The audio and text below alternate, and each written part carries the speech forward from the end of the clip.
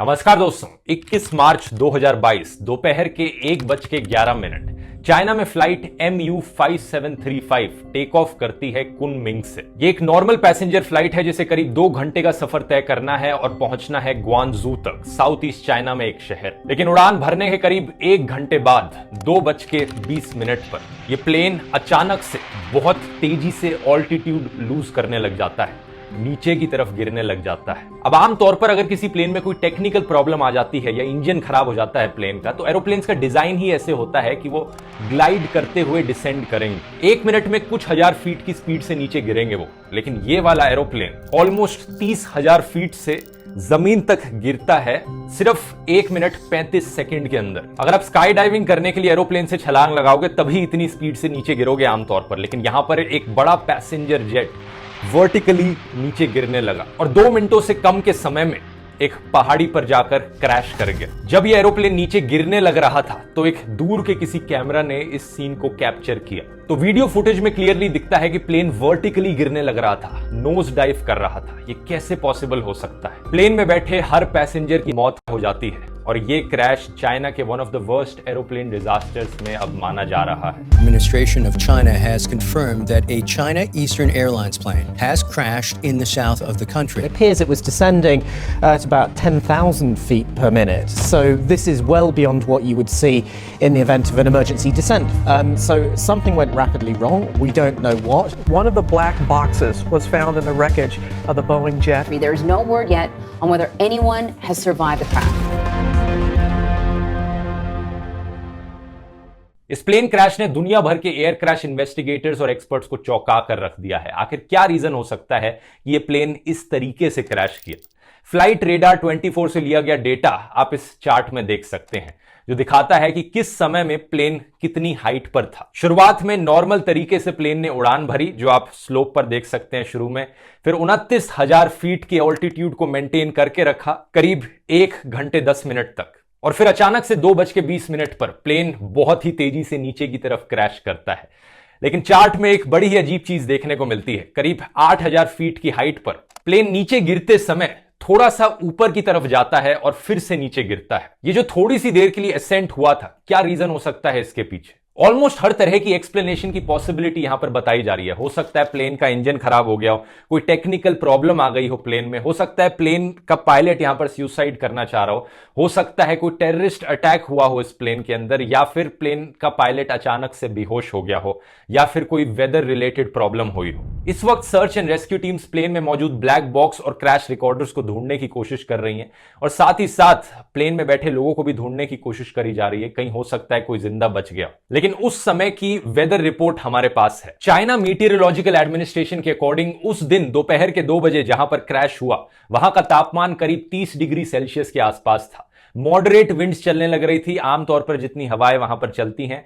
बारिश फोरकास्ट करी गई थी कि आएगी, लेकिन शाम को आएगी। उस पॉइंट ऑफ टाइम तक कोई बारिश नहीं हुई थी उस जगह पर, और जो विजिबिलिटी थी वो 10 मील से ज्यादा की थी। तो जो भी वेदर कंडीशंस थी उस वक्त वो बिल्कुल भी अनयूजुअल नहीं थी, बड़ा ही नॉर्मल वेदर हो रहा था। प्रॉब्लम यह है कि अब वहां पर बारिश तेज हो गई है, तो सर्च एंड रेस्क्यू टीम्स को काफी दिक्कत आ रही है इन ब्लैक बॉक्सेस को ढूंढने में। आज 23 मार्च को इसी रीजन की वजह से उन्हें अपने सर्च ऑपरेशन को टेम्परेरली रोकना पड़ा। इसके अलावा जिस जगह पर क्रैश हुआ है वो पहाड़ियों के बीचों बीच है और बहुत घना जंगल है वहां पर। वहां तक पहुंचना और ढूंढना आसान काम नहीं है। आमतौर पर फ्लाइट डेटा रिकॉर्डर और वॉइस डेटा रिकॉर्डर को क्रैश प्रूफ बनाया जाता है, लेकिन क्या वो इस तरीके के क्रैश को सहन कर पाएंगे, ये एक बहुत बड़ा सवाल है। लेटेस्ट अपडेट यह है कि 2 में से 1 ब्लैक बॉक्स अब पाया जा चुका है इन सर्च टीम्स के द्वारा। बाहर से बॉक्स बहुत डैमेज था, लेकिन इंटरनल रिकॉर्ड्स इसके सही बताए जा रहे हैं। इस ब्लैक बॉक्स को और इन्वेस्टिगेशन के लिए बीजिंग भेज दिया गया है, तो होपफुली यहां से और इन्फॉर्मेशन हमें मिल पाएगी। एविएशन एक्सपर्ट नील हैंसफोर्ड का कहना है कि यह घटना एक एक्सीडेंट हो, इसके चांसेस बहुत ही कम है। उनकी राय में यह हाईली अनलाइकली है कि यह चीज एक एक्सीडेंट हुई हो। उन्होंने एयर फ्रांस की फ्लाइट 447 का एग्जाम्पल लिया, जो 2009 में क्रैश करी थी। उस फ्लाइट में टेक्निकल प्रॉब्लम आ गई तो पायलट्स कंफ्यूज हो गए थे उसकी वजह से, लेकिन जब प्लेन क्रैश किया तो धीरे धीरे वो डिसेंड किया था। लेकिन अभी का ये चाइना का प्लेन क्रैश, ये प्लेन एकदम एक पत्थर की तरह आसमान से नीचे गिरा है। अगर ये चीज किसी एक्सीडेंट की वजह से हुई थी तो ये एक्सीडेंट बहुत ही भयानक हुआ होगा। या तो प्लेन के दोनों विंग्स टूट गए, या प्लेन पर कोई मिसाइल चलाई गई हो, या प्लेन आसमान में किसी चीज के साथ जाकर टकरा गया हो, तभी ये प्लेन इस तरीके से नीचे गिर सकता है। अगर इनमें से कोई पॉसिबिलिटी नहीं है तो यहां पर पायलट ने ही कुछ किया है, या फिर प्लेन के अंदर किसी पैसेंजर ने जबरदस्ती पायलट से कंट्रोल छीनकर ये किया। एक American federal aviation investigator Michael Daniel, उनका भी यही कहना है। वो कहते हैं कि ये क्रैश मोस्ट लाइकली एक फाउल प्ले था, किसी आदमी ने ही ये चीज इंटेंशनली करी है। उन्होंने 2 पुराने क्रैशेस का एग्जाम्पल दिया। इजिप्ट एयर फ्लाइट 990 जो साल 1999 में न्यूयॉर्क से कायरो जा रही थी, अटलांटिक ओशन में क्रैश करी।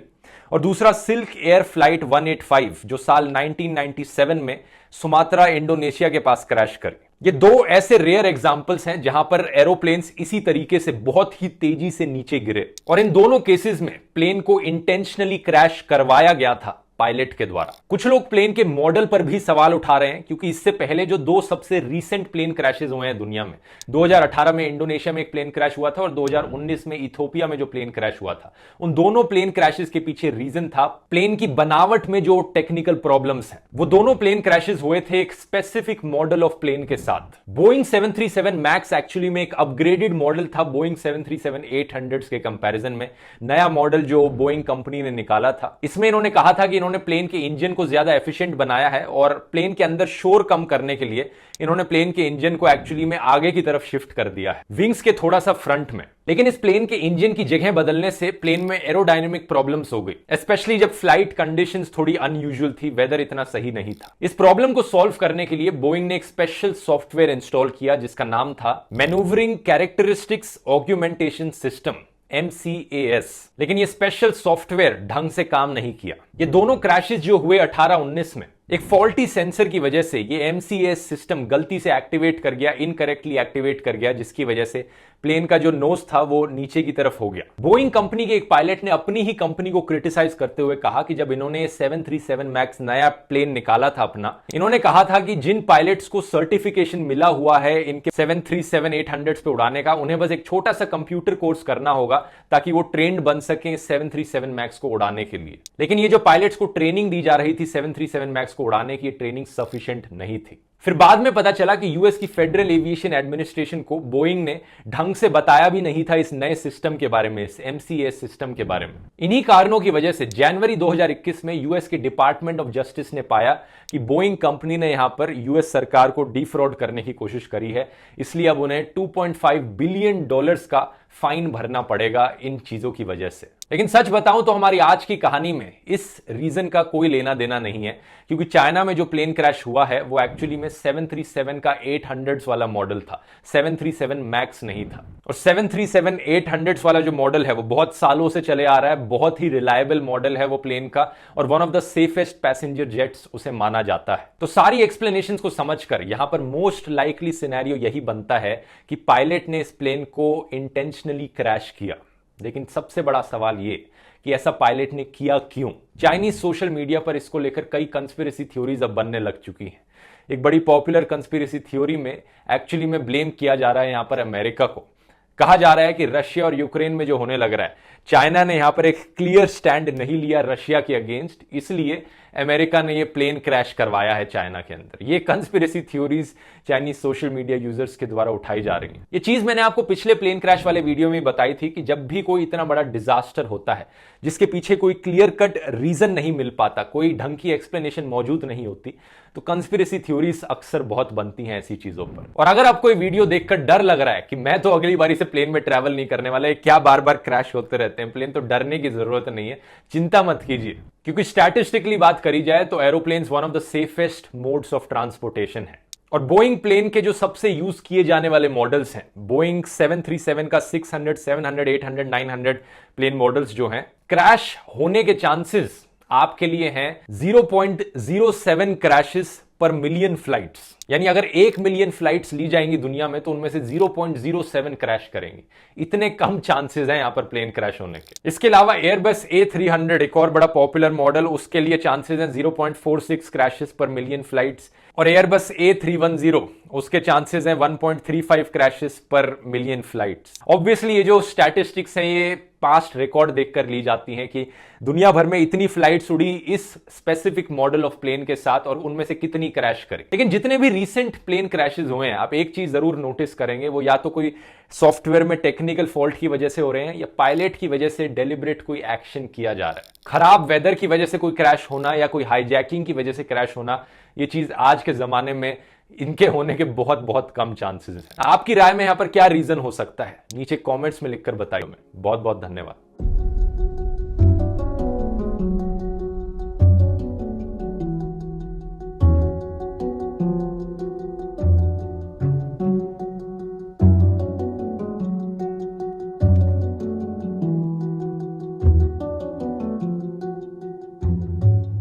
An Airbus A310 is in a fully developed spin, hurtling towards the snowy mountains below.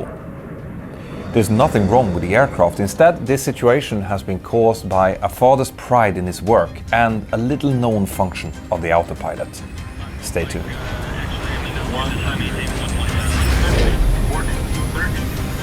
A huge thank you to Blinkist for sponsoring this video. The accident that I will tell you about today is among the saddest and most preventable ones that I've ever come across. And it serves as a really good reminder that even though you might break rules with the absolute best intentions, it can still start a chain of events that you cannot control. In the evening of the 22nd of March 1994, an Airbus A310 from Russian Airlines, which is a subsidiary to the Russian flag carrier Aeroflot, is getting ready for a flight between Moscow and Hong Kong. The flight time is expected to be 13 hours and 39 minutes, which is so long that you require at least 3 pilots to fly it so that they can alternate and take some rests during the flight. The pilot in command is a quite experienced 40-year-old, and he has been flying the Airbus A310 for about 2 years at this point, giving him about 950 hours on type. His previous experience was largely on the Tupolev 134. Together with him is a fairly experienced 33-year-old first officer who joined Aeroflot about 2 years prior and has amassed 440 hours of flying on the Airbus A310. And the third pilot is an experienced 39-year-old captain who has amassed 907 hours on the Airbus A310, and on this flight he is traveling for the first time ever internationally together with his 2 teenage children, Yana and Eldar.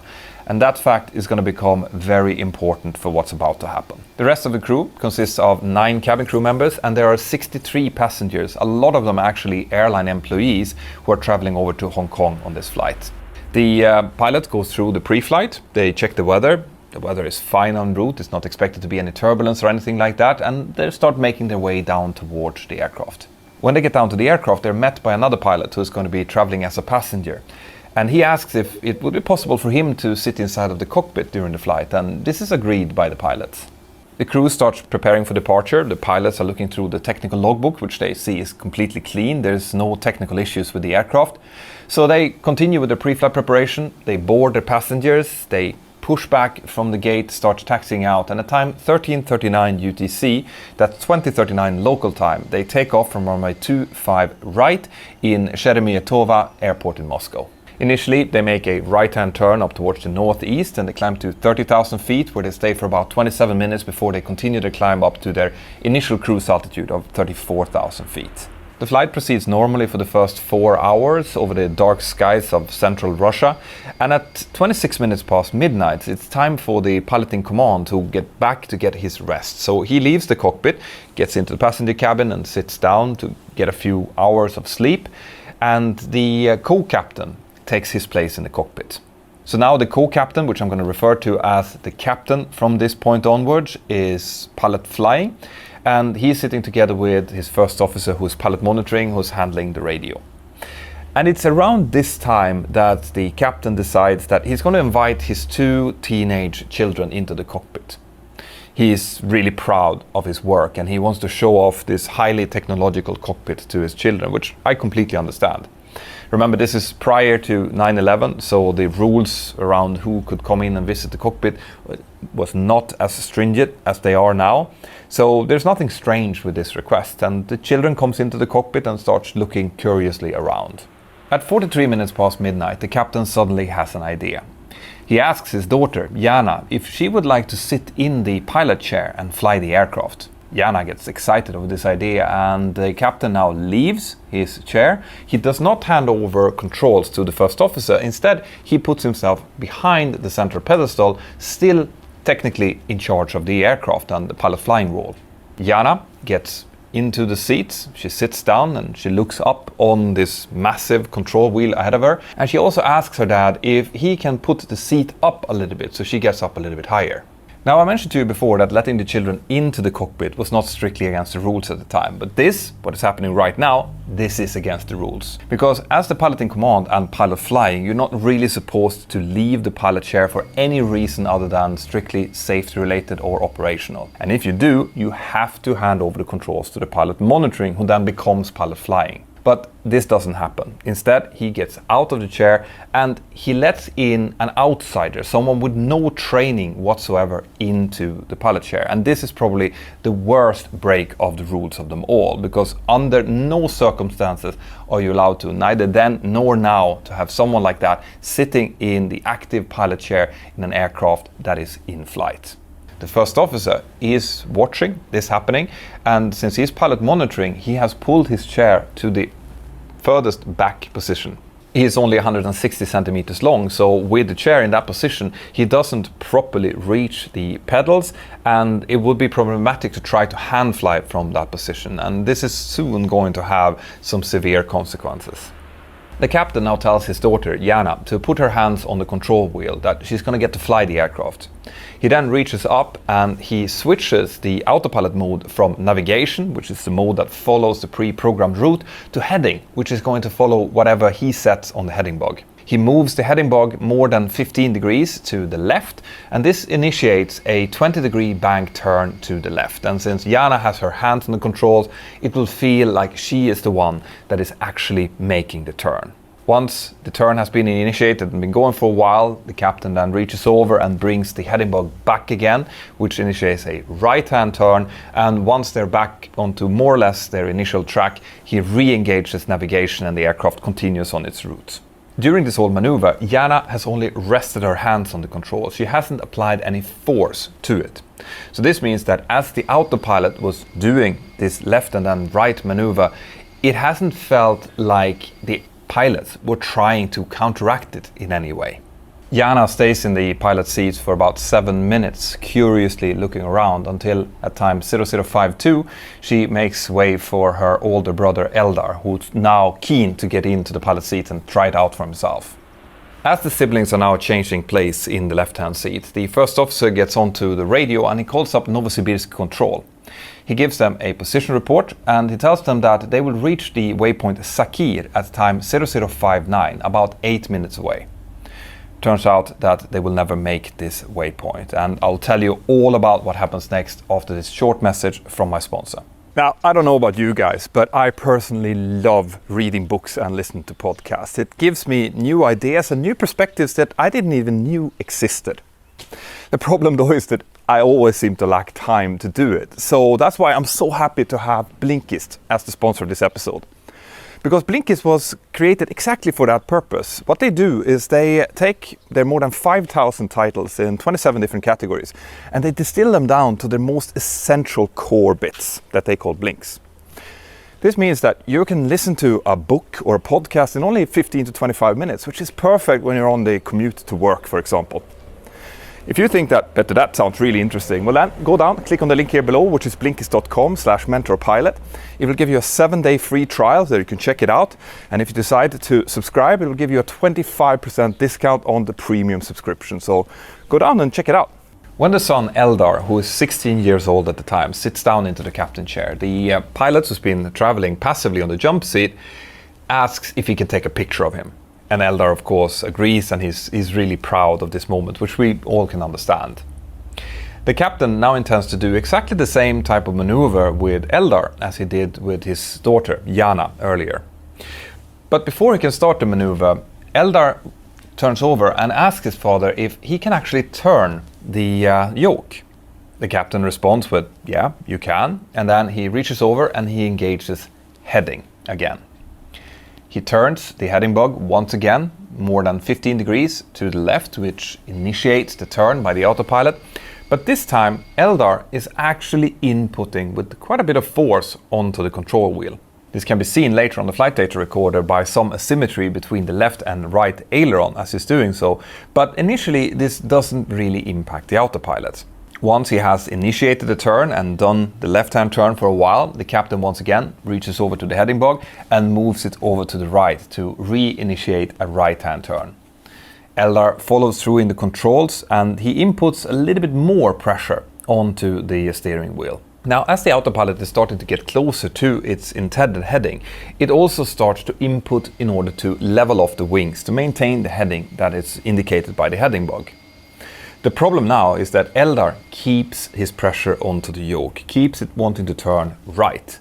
And this exceeds a limit value inside of the autopilot. And here's where you need to understand a little bit about how the autopilot works. So when we use the autopilot in most of these more advanced modes, the autopilot has full authority to both turn the aircraft and maintain altitude or climb or descend. Right? It controls the aircraft in all three axes. A pilot would never try to counteract the autopilot when it's moving unless there is a non-normal situation.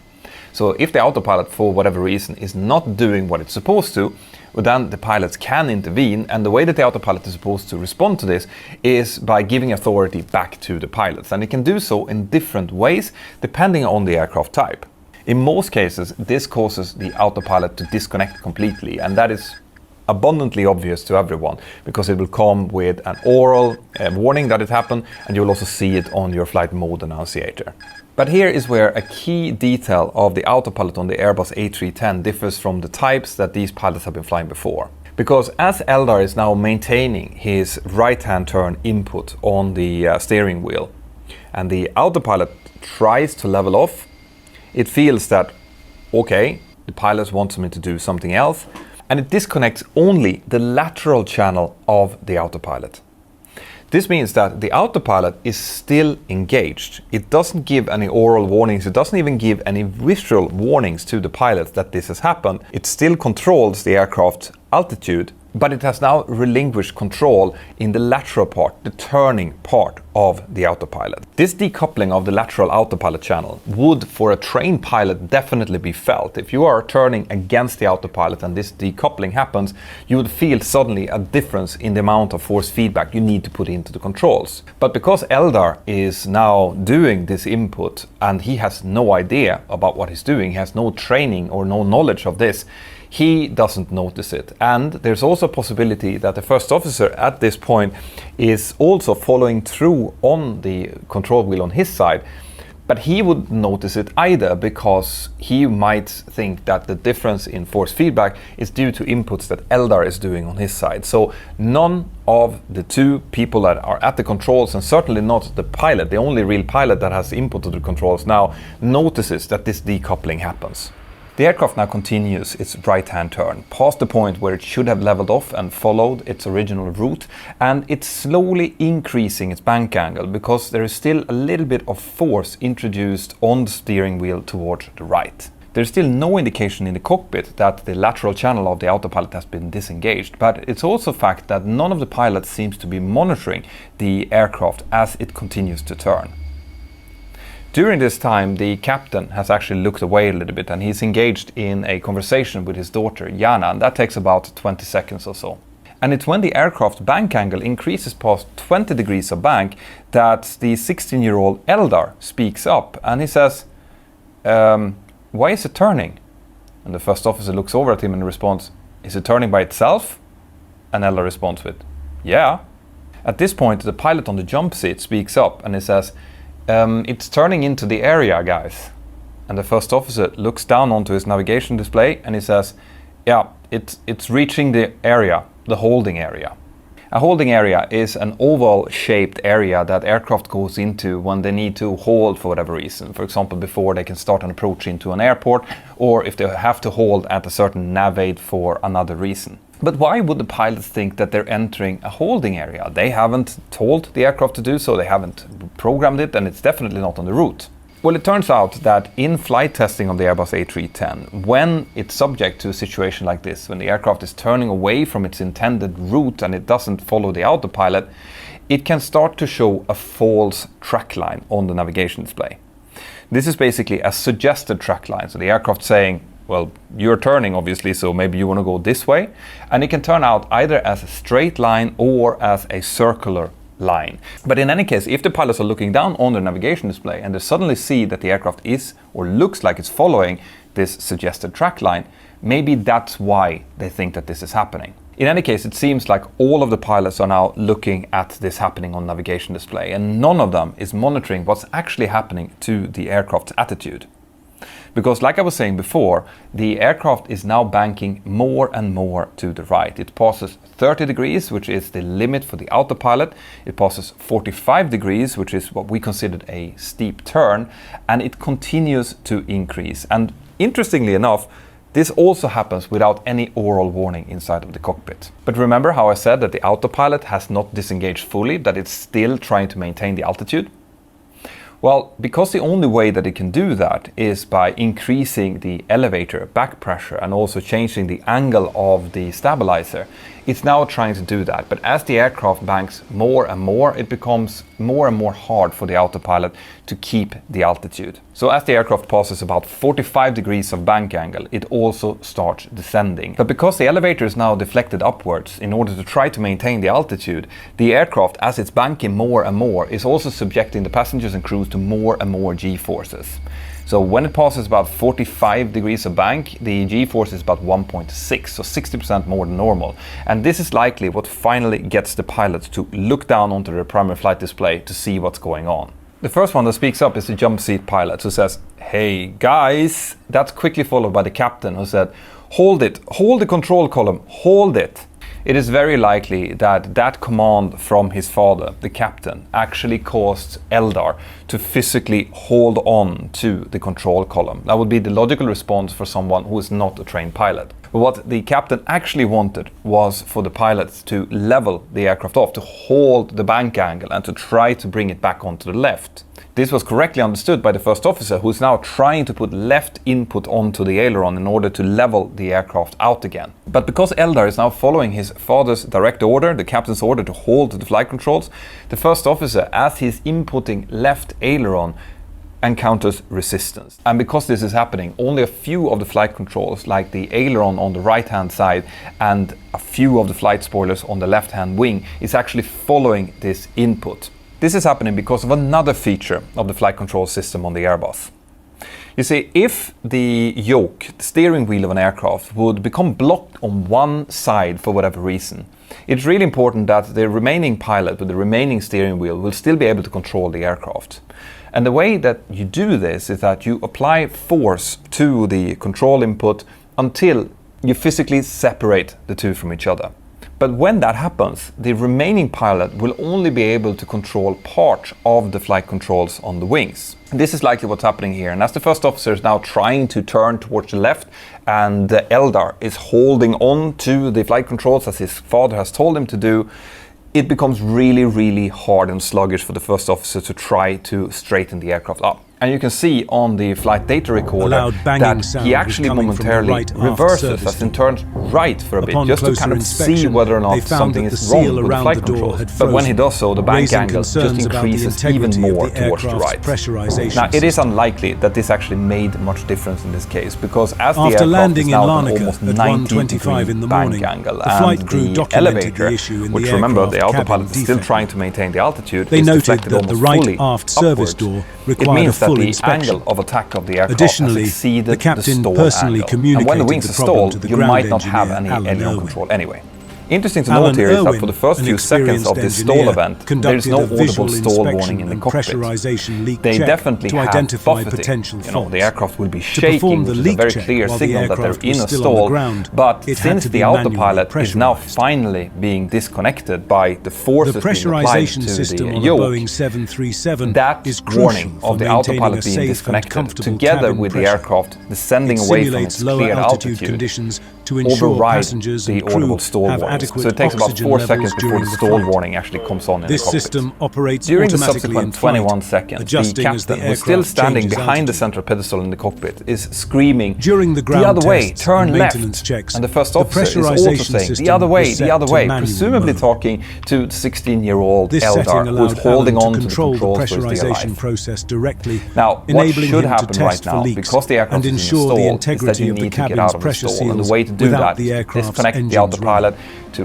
push the nose forward inspection so that you revealed unload no the wing, defects. get out of the The critical angle of pressurization attack. system appeared Only to then, function correctly, once the wings are and no unstalled, abnormal can you noises start were to try detected. to Satisfied level off with the bank results, and get it Alan to wings concluded level his again. inspection But this does not happen. and The cleared aircraft the aircraft continues for in service. its stalled situation, descending However, very rapidly a in a critical very detail steep was right overlooked. turn bank.